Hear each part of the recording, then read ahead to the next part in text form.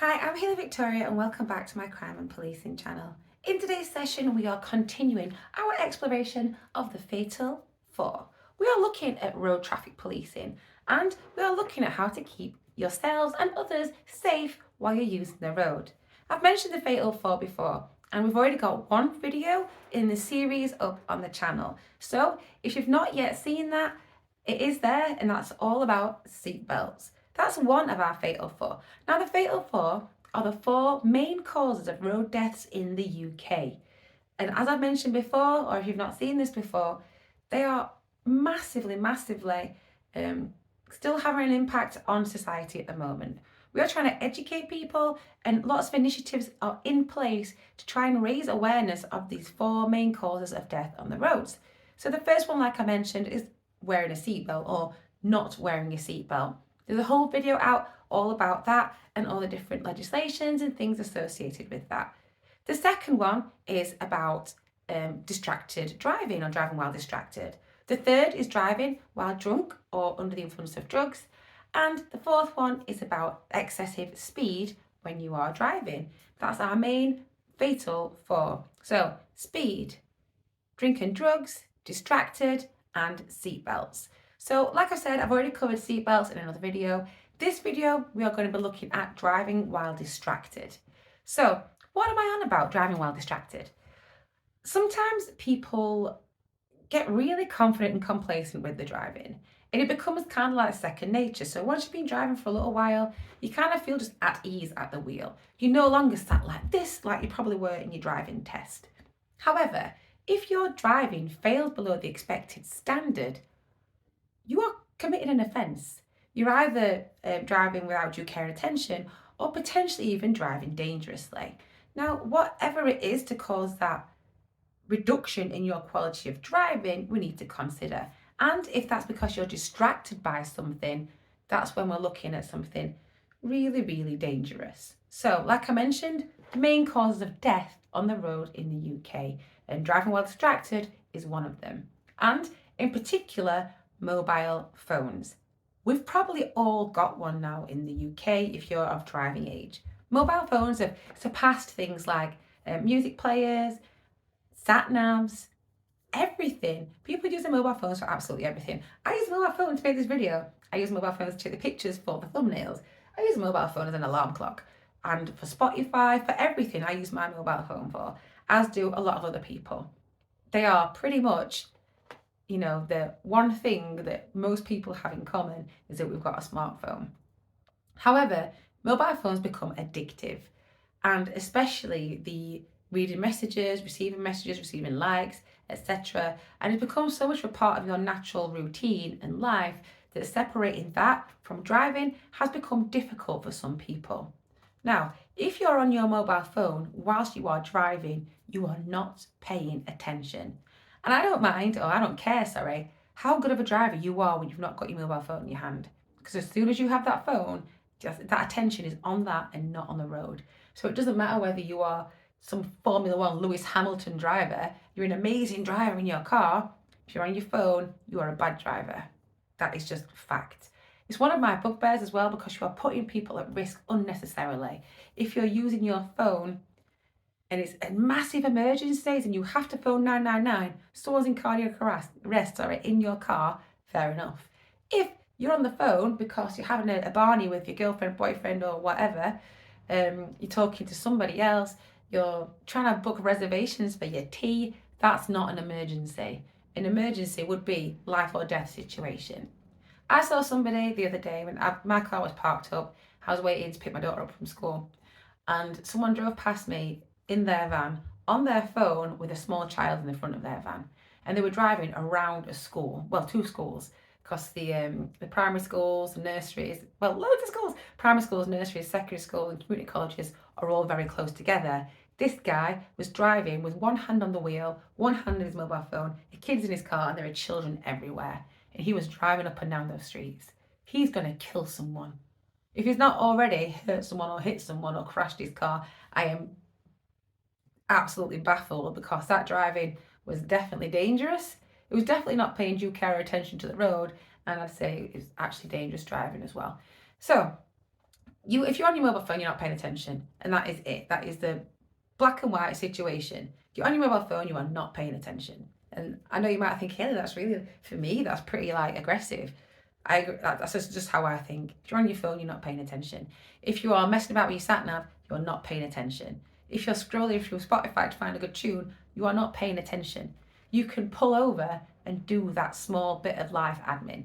If you want to talk to someone and you think it's fairly important, so you are running late for something and you haven't got the facility to ask Google to call them so you can speak through your car speakers or whatever, which again, are you paying attention? Anyway, you pull over your car and you make the call where it's safe to do so. You pull over your car to sort your sat nav out. You pull over your car to do whatever it is you need to do that's taking your attention away from the road. You pull over somewhere safe, obviously indicators, safe. You pull over, you sort yourself out, and then you move on.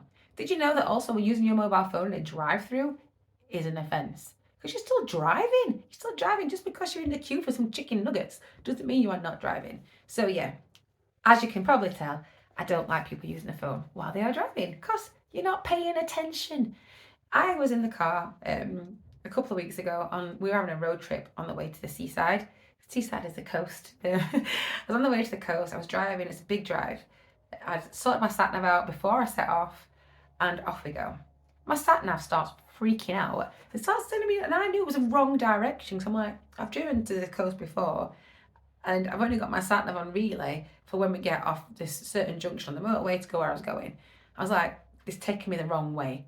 And I could feel myself getting stressed out because I got my child in the car. It was hot. It was busy. I was like, I need to pull over and sort this out because right now I am borderlining not being able to pay due care and attention to the road.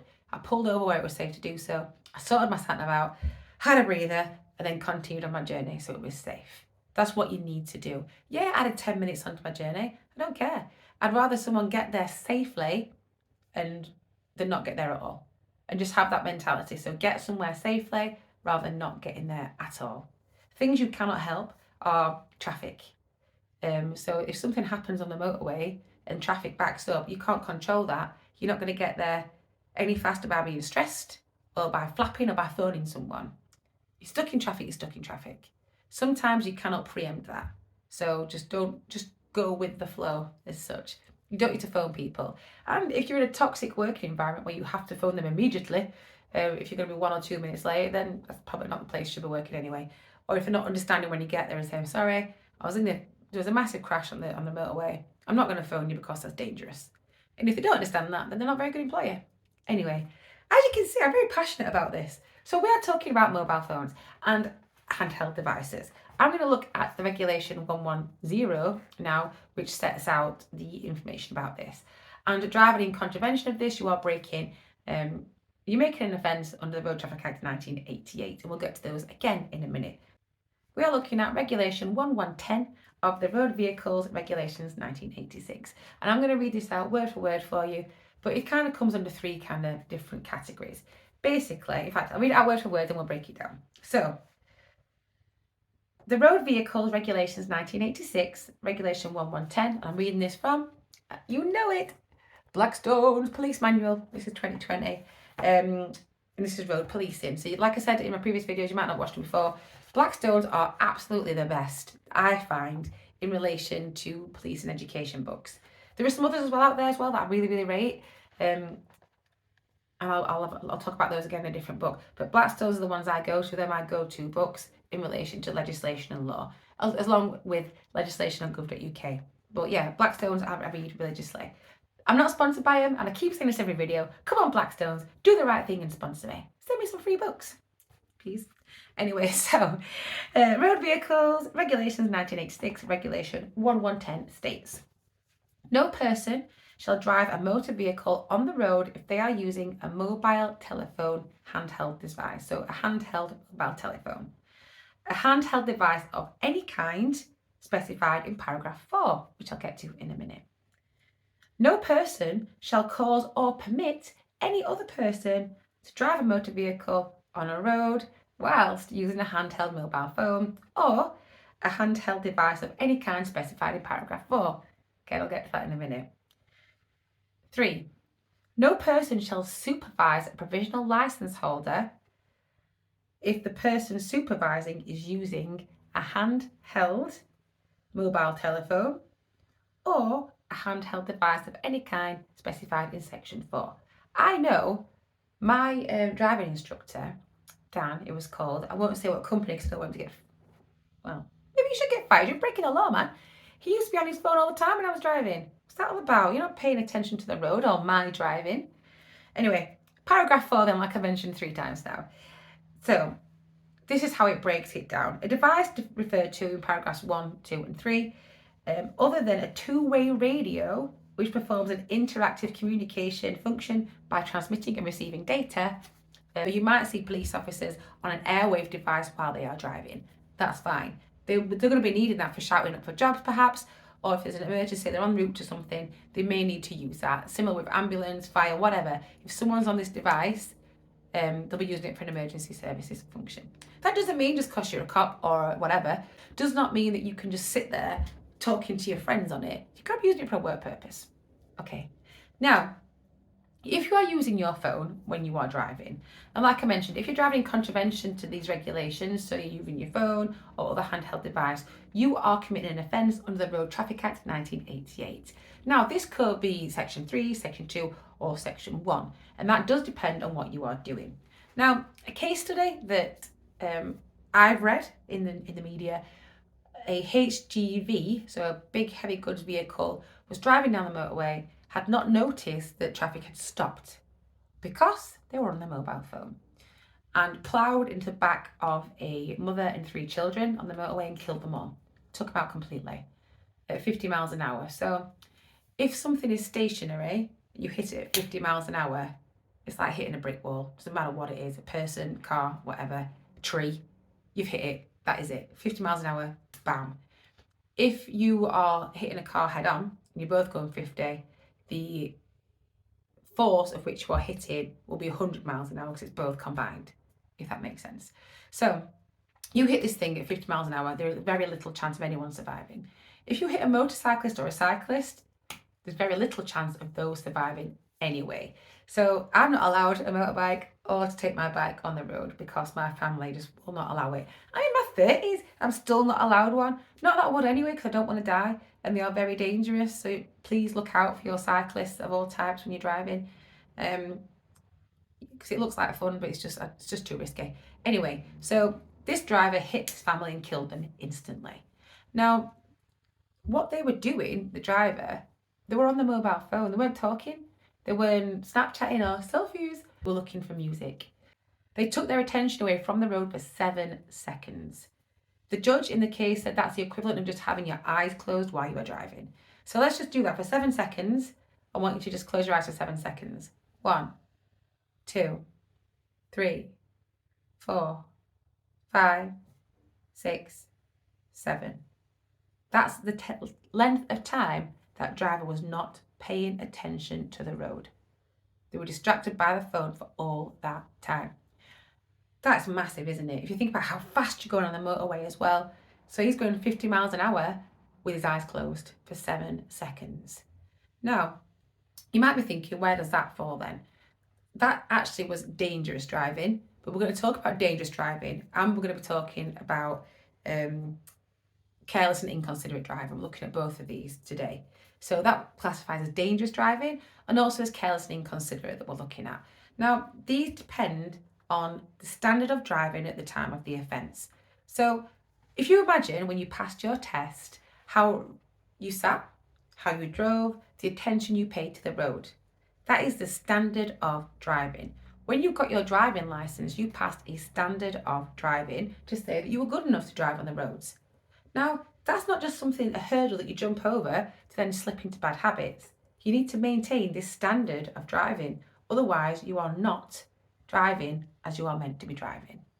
If you find yourself driving and you think, my driving instructor or the person doing my test would think this was bad, you're a bad driver.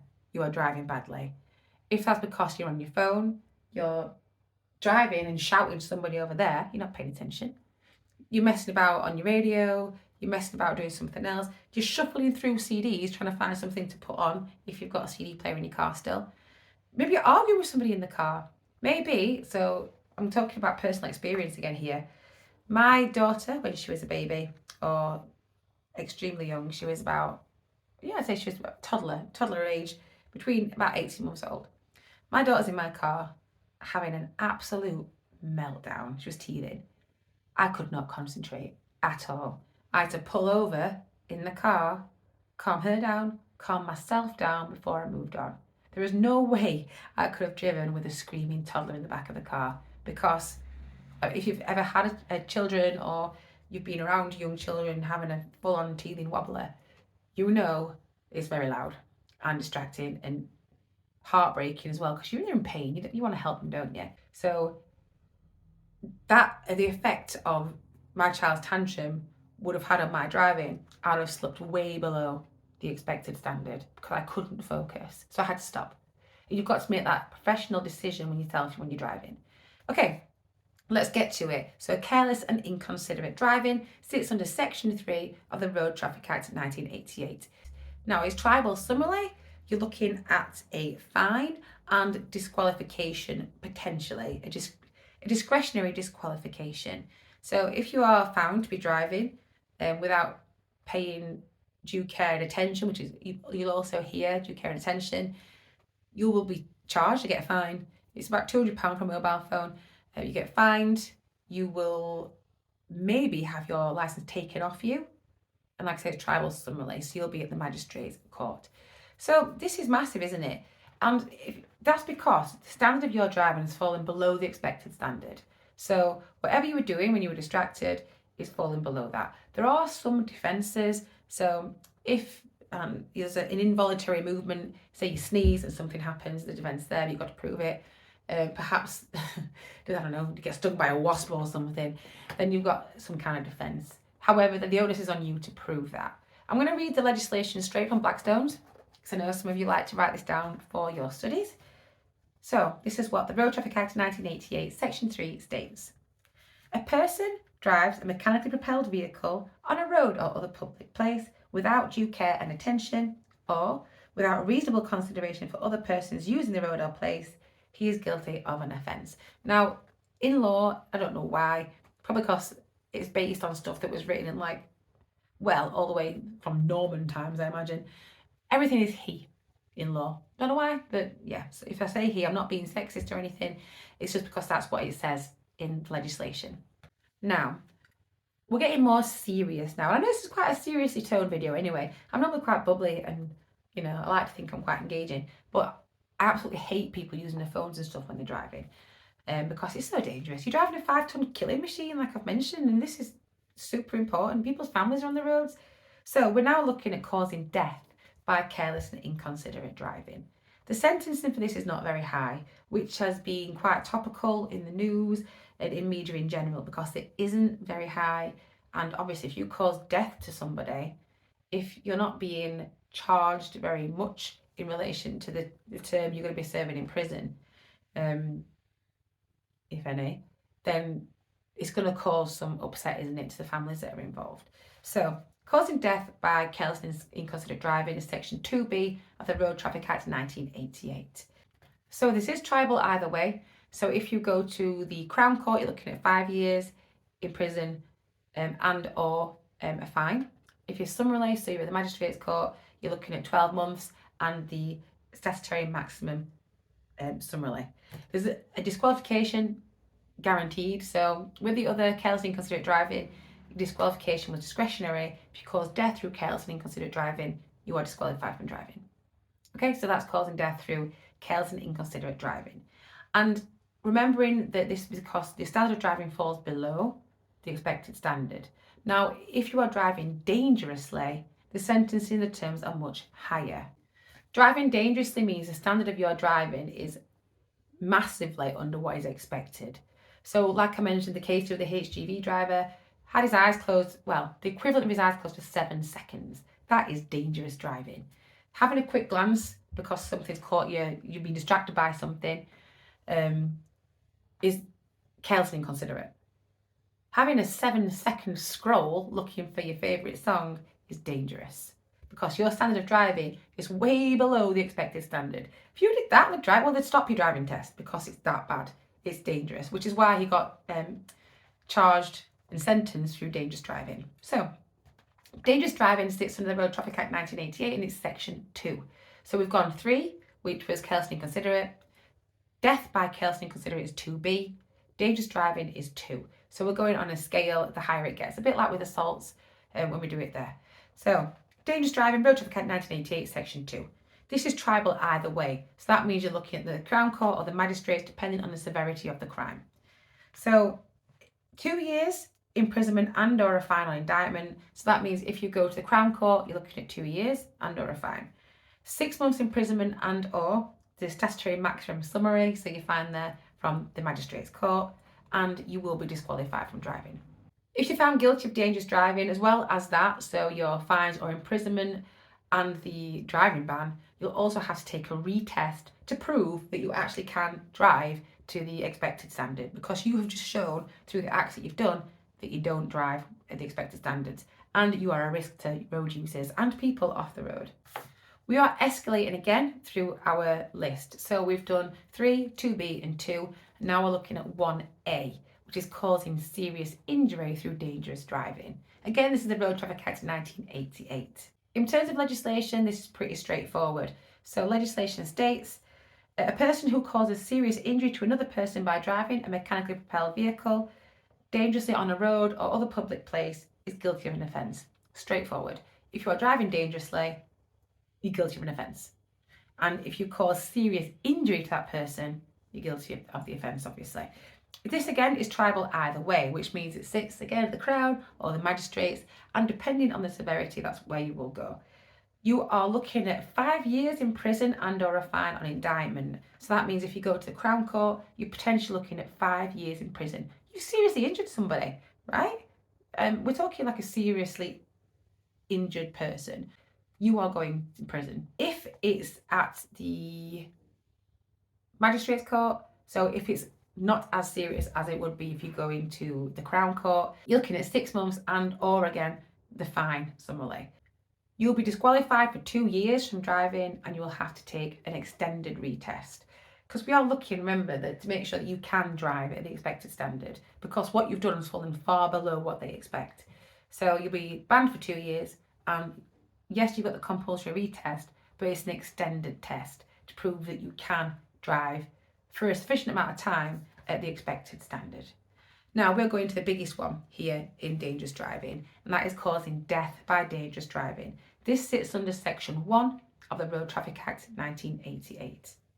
Now, I'm going to read the legislation first before we break it down, and there's quite a particular terminology I want you to focus on. So, section 1, Road Traffic Act 1988. A person who causes death of another person by driving a mechanically propelled vehicle dangerously on a road or other public place is guilty of an offence. Read that again. A person who causes the death of another person by driving a mechanically propelled vehicle dangerously on a road or other public place is guilty of an offence. So you notice I focus on another person. So this is anybody other than the defendant. Now I mentioned about causing death to another. This is in the legislation. So we're talking about anybody other than the defendant here. If it would also include a fetus which is later born and then dies because of this, that would be included as well. Now, it does mention here in the Blackstone's book that a driver causing the death of another in this way could actually be indicted for homicide as well. So that's something that could be considered. Now, it's death by driving, not death whilst driving. So obviously that does go hand in hand sometimes, but there's a stated case. So if I'm a delivery driver and I park my vehicle badly, so my driving's pretty rubbish, right? I've parked it badly, it's then killed somebody, that could be causation for that effect. So causing death to another by driving a mechanically propelled vehicle dangerously on a road or other public place shall be guilty of this offence. So another person by your standard of your driving. Okay, so let's look at this in terms of sentencing then in court. So it's triable only on indictment. That means you'll only ever go to the Crown Court or above for this offence. You've caused someone death by dangerous driving. You are going to prison. Now you're looking at up to 14 years and you will be banned from driving for at least 2 years. But anyway, you're not going to be driving around in prison, are you? So you'll be banned from driving for 2 years. You will have to do an extended retest if you would like to drive again. This is the most serious offence you can do when you're driving, isn't it? Is killing somebody else through your bad driving. Now, there is another bit of legislation that I have not yet covered, because we've talked about dangerous driving, we looked at section 2, haven't we? So section 2A goes on to describe what dangerous driving is. So I'm going to read that to you now. It's quite lengthy, but I thought you might find it interesting if you're making notes and stuff. So, the Road Traffic Act 1988, section 2A. Like I said, this tells us what dangerous driving is. For the purposes of section 1, 1A and 2, a person is regarded as driving dangerously and subsection 2 below only if the way he drives, like I said, the use he for all things legal, falls far below what would be expected of a competent and careful driver, like I mentioned. And it would be obvious to a competent and careful driver that driving in that way would be dangerous. So I think it's fairly obvious, right? If you've got your eyes closed or equivalent for 7 seconds whilst you're driving on a motorway, that's dangerous, right? Absolutely. A person is also to be regarded as driving dangerously for the purposes of section 1, 1A and 2, if it would be obvious to a competent and careful driver that driving the vehicle in its current state would be dangerous. There's doors hanging off, there's bits of wood hanging off it or whatever, it's flapping about, something's going to come off and kill somebody, right? We're looking at that one. Subsections 1 and 2, so I've just mentioned, dangerous refers to danger either of injury to any person or of serious damage to property, and in determining for the purposes of those subsections what would be expected of or obvious to a competent and careful driver. So we're thinking someone, you pass your test, you are saying that you are a competent and careful driver. So we're talking everybody else on the road. So a competent and careful driver in a particular case, regard shall be had not only to the circumstances of which he could be expected to be aware, but also to any circumstances shown to have been within the knowledge of the accused. So if you know, to your knowledge, if you know something's hanging off the back of your car, but if you don't know, you've got some kind of defence there. So in determining for the purposes of subsection 2, the state of the vehicle may have anything attached to or carried on or in it and the manner in which it's attached or carried. If you're pulling something, you're trailing something, and it's doing this all over the road, sparks flying everywhere, there's bits of stuff dropping off. I don't know what you're carrying, wood. I always think of wood or pipes, something that's going to come off, injure something or somebody. That's dangerous driving. All I can think about is a Final Destination film. Let's just recap everything we've looked at today then so far. We know that by looking at the regs of 1996, Regulation 110, there we go, mobile phones and handheld devices. We know that if you are using these, you're in contravention of those. If you're encouraging someone or letting someone do it, you're in contravention of those. If you are supervising somebody and you are using them, you're in contravention of that. We are looking at mobile phones, tablets, etc. Everything apart from a two-way radio, say if you're a police officer and you were using your airwave. We've done that bit. If you are in contravention of those regulations, you are breaking the law under the Traffic Act, Road Traffic Act of 1988. Depending on which law it is, we'll be looking at the type of offence that you have committed or what you were doing at the time. So we looked at careless and inconsiderate driving. That's section 3. So that is where you are not paying attention to the road. Your driving has fallen below the expected standard. That's careless and inconsiderate. We looked at causing death by careless and inconsiderate driving. We then went on to look at dangerous driving. So we looked at section 2, which is dangerous driving. We looked at section 2A, which explains dangerous driving. And dangerous driving, as we now know, means that your standard of driving falls way below the expected standard, or that your car is knackered. We know that. We know now, looking at section 1A, you've caused serious offence to somebody through dangerous driving. You're looking at 5 years in prison. Now, we've then gone on to look at section 1 of the Road Traffic Act 1988, which is causing death by dangerous driving. You're looking up to 14 years in prison for this. You will be banned from driving for 2 years. Not that it matters because you can't drive in prison. And you will be having to do a retest compulsory, and it will be extended. That will be the same. So if you cause serious injury to somebody, you will have to retest, and that will be extended, and you will have a compulsory 2-year driving ban. So we've looked at all of those things. So just a bit of a parting shot from me then. I know this has been a really serious video. I'm normally quite light-hearted and I like to have a laugh and a joke with people. However, this is serious. And as I mentioned with the fatal 4, it's in the title, isn't it? These are how people you know, potentially, people you care about, even you, may be killed by somebody who is in contravention of one of these 4 things. So you're not wearing your seatbelt, there's a good probability you're going to be seriously injured or you're going to die. If you are on your phone, you probably could kill somebody and yourself.